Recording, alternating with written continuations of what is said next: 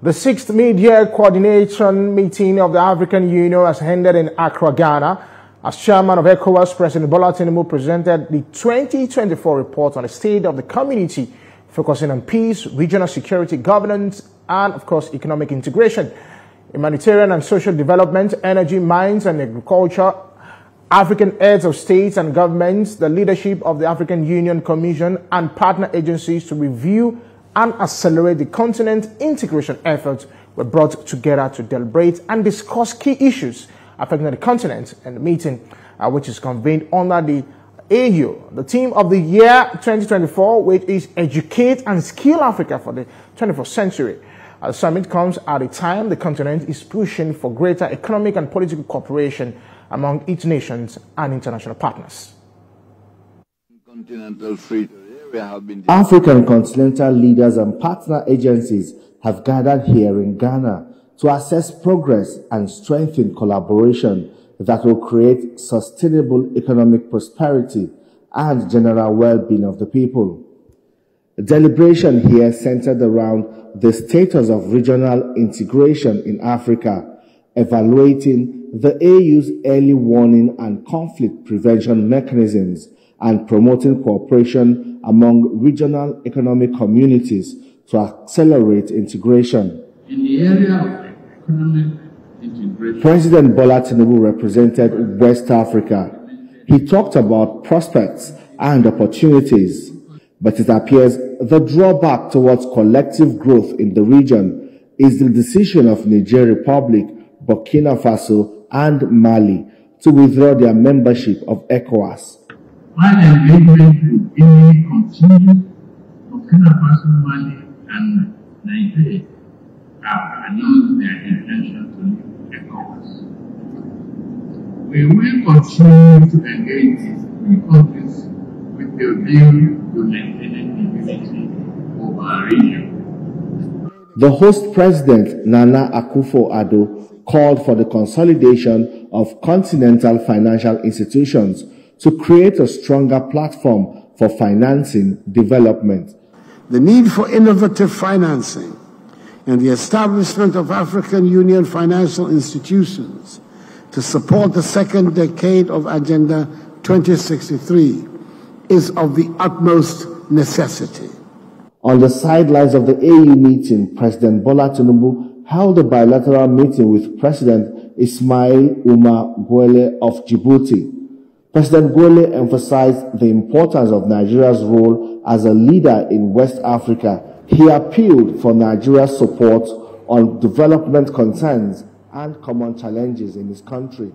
And on U.S. election, the possible candidacy of Vice President Kamala Harris is gaining more popularity after her endorsement by President Joe Biden, as many have described her as the hope of winning the upcoming election against President Donald Trump. But there are still many hurdles for her to cross. The endorsement of Kamala Harris by President Joe Biden may have changed the trajectory of the U.S. election, which comes up in about 100 days. There seems to be an overwhelming support from some members of Congress, Democrat governors, and other members of the Democratic Party. The increased campaign donations also points to the acceptability she currently enjoys. In Nigeria, some Global Affairs analysts believe her nomination is the best choice for the party. She has been performing excellently well as a very notable and distinguished politician in America. Remember when she was a senator, she did fantastically well.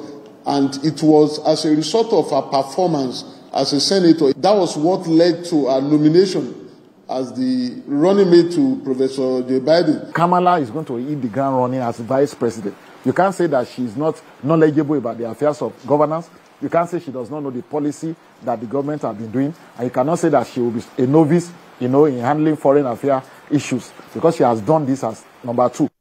Kamala Harris has already scored a point by being younger than both President Biden and President Trump.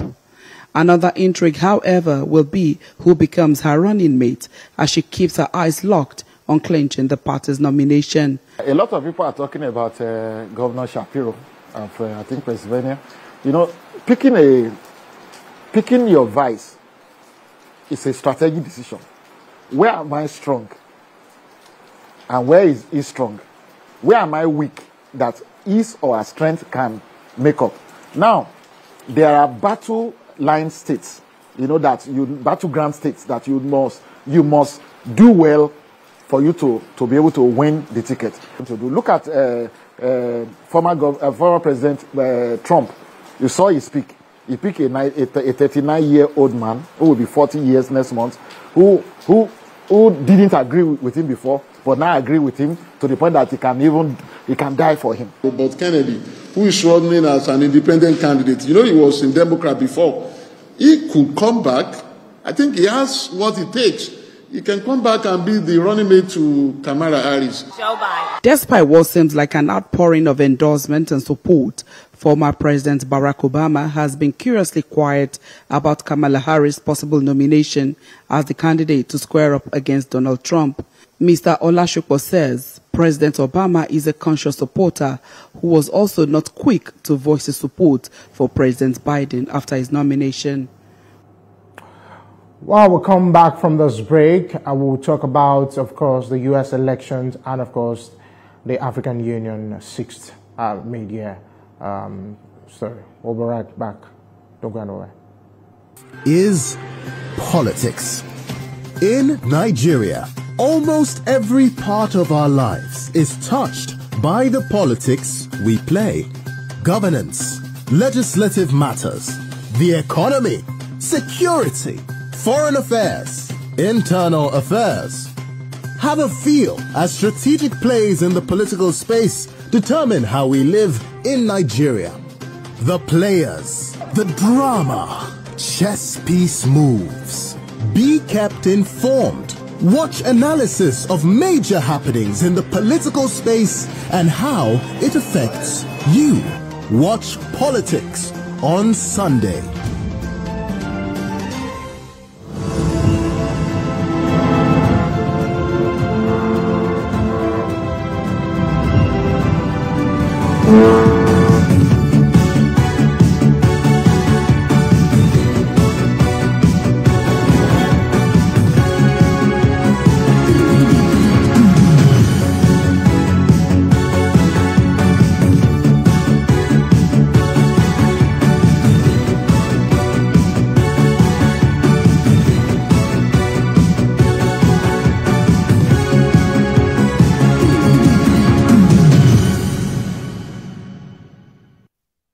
And of course, Global Affairs Analyst Paul Ejime joins us live to put a clearer perspective to these two global issues, talking about the U.S. election and, of course, the media African Union event. Good day, Mr. Paul. Thank you for having me. Good afternoon. Or good morning. Actually, good morning. Mr. Paul, can you hear me? Yes, I can. Good morning. All right, thank you very much. So now the Democrats have a candidate, of course, a supposed candidate, because there's still going to be a convention that will come. That's, of course, Vice President Kamala Harris. Are you in support of this speak? What do you think? Well, I wish you gave me the right to vote in America, but I can't vote. So my decision will not matter. But what will be the question is what will that do to the Democratic Party? And then what will it do to Africa and then the rest of the world? If a woman of color wins, the presidency, it will be a first in America. Well, that will be breaking the barrier. Remember that Hillary Clinton tried it in 2016, but wasn't lucky. Yeah, was beaten by President Trump. Now a lot has happened in terms of the politics and then domestic politics and then external. How she has emerged, Kamala Harris, with the problem that Joe Biden had in terms of health and fitness and age. So here we have a woman that is 59. You're asking me whether I like it or not. They say that the proof of the pudding is in the eating. If she manages to get it, remember there's still some hurdles to cross.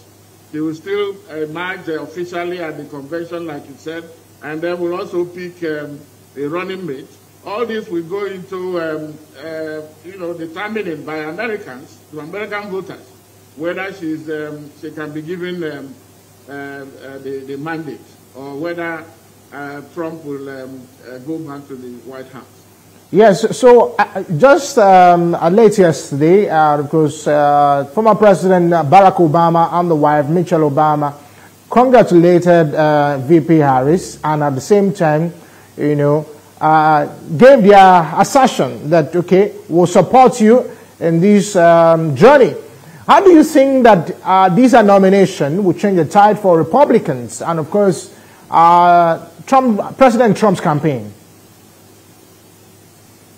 Well, the Obamas endorsing Kamala Harris is a good means that perhaps he will have the support of the key figures in the Democrats. She needs that if she's going to win the vote, because they will all now go and campaign for her. Okay, what that does is that it will also galvanize the Democrats behind her, and of course there will be one or two people who may not like her guts or like her, but maybe those will be in the minority. What it will mean is that Trump will now face a very formidable opponent. Unlike if Joe Biden had been allowed to throttle on, it would have been affected. Remember the presidential debate that really nailed the ambition of Joe Biden. If she had insisted, I think the Democrats will not have any chance more than they would with Kamala now coming, the vice president coming on. She's bringing, remember, she's an attorney in California. She has, she's been, in Congress, and then she has also been a vice president now for how many years? Up to 3 years. So I think she will give Trump a run for his money, but Trump will never do a push away. That he has already started giving his own. He will always label his opponents. He's already calling Kamala some names like he did all the other candidates. But it is going to be an interesting contest. Yeah, so like you said, President Trump has already been calling names. But let's also look at, how Vice President Kamala Harris, took up that challenge after he was nominated by President Joe Biden. You look at the record she created in just 24 hours. In less than 24 hours, she was able to, the campaign money was able to be, I think, like $50 million. What's your take on the campaign so far, from the Republican convention to Kamala Harris raising over $100 million in just, 24 hours? Yeah, it was actually 81, more than 81 within 24 hours, and then over 36 hours it was more than 100 million. Yeah, he said something about the fact that the donors who were keeping their money because they weren't quite sure of, sitting on the fence with Biden re-election, now came out with full blast to say, well, they are now showing their hands that they are behind the Vice President Harris. So that is what it is. And she has already shown her hands. The Israeli Prime Minister just visited, and then after seeing his her boss, Biden, she met with him and said, listen, this war has to end. I mean, this is, it can't be clearer than that. Biden has been, we support the Israelis to the hilt and all that. But here, she's quite categorical what she wants to do. Listen, we have to protect both sides. The invasion of Israel by Hamas is not, you can't, it's condemnable. But also, what is happening now over how many months, the suffering, the atrocities that are going on in Gaza cannot be swept away. I think that is what she has come out to say. Whether that will cost her, the Israeli lobby, because Jewish lobby is very important, very critical in the U.S. But I think one will rather go with somebody who is not shy to come out and say where they stand on issues. And because you will not say, you can't come here now and begin to, dilly-dally. It is more than 38 or 30, almost 40,000 people dead in Gaza. I mean, cannot really compensate or cannot be equal to how many Israelis that were killed. Those are all, these are all crimes and atrocities. But for it to allow it to continue, and the world is just watching, under the watch of America that says it's the policeman of the world, I think it's not, it didn't show leadership. That is why some countries, South Africa and others, are going to the International Court of Justice to really let there be ceasefire. Let diplomacy take, because at the end of the day, they are all going to negotiate. So why don't you negotiate now? So these are some of the, issues that will come up with Trump. You don't know what, you may come out tomorrow and say, well, he's supporting Israel. Remember, he was the one that supported having Israel, having their changing the capital, and so on and so forth. So he's quite, Trump is a divisive fellow. Okay. You are not sure. All right. Where you stand with him. All right. Okay. So let's come back home to Africa. Let's come to the AU Media Summit again in Ghana. Do you think African leaders can really come together and collaborate on political and economic issues, because the region is really, really, needs to be taken care of in terms of economic issues and political issues? So I think this is in terms of declarations and proclamations. AU is never short of it. The devil is implementation. And so this year, is the year, education is what is being highlighted. And then the summit, the meeting in Ghana was also to talk about it and all the other issues. But they will always come out with these declarations on economy, on social issues like devoting, giving 15% to health, their budget, of the national budget. But they never do it. Only very few. And they have also said the same thing about education. But look at the number of children out of school. Worldwide, it's about 240 million. And Africa has how many guests? 100 million of it. Of course, Nigeria is leading with more than 40. So you can see. And what does it take to put, with the wastages, with all the priorities are not right. You find the leaders, living large, buying themselves houses in abroad or in Dubai, buying SUV cars, bulletproof, and then all manner of things. Meanwhile, the people are suffering. You see that it doesn't add up. All right. They need to rethink. They need to recalibrate their strategy and prioritize some of the pro-poor programs to lift people out of poverty. All right. Thank you very much, Global Affairs Analyst Paul Ejime. for your take on that, on U.S. election and, of course, the AU Media Summit. Thank you. Well, we'll come back from this break. We have more for you on entertainment and sports.